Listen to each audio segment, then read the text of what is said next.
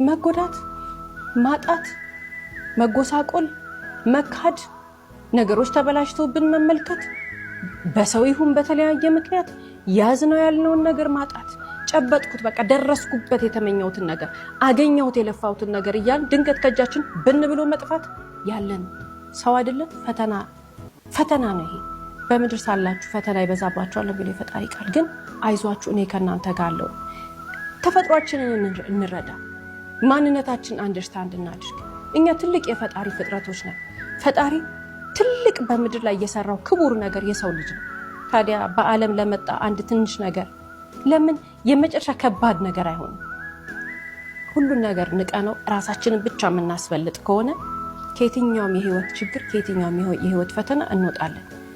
በማስተዋል እኮ ትንሽ ጊዜ ብንሰጠው ሁሉ ነገር መስመሩን ይዞ እናየዋለን።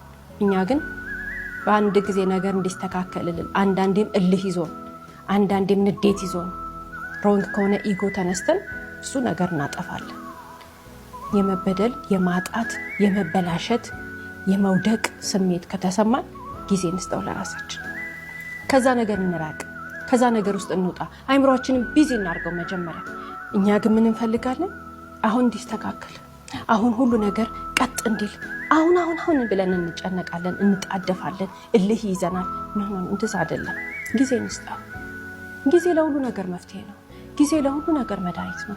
ጊዜ ለሁሉ ነገር የተረማመሰውን ነገር ሁሉ ቀጥ የሚያደርግ እንደ ካውያ የሚተኩስልን ነገር።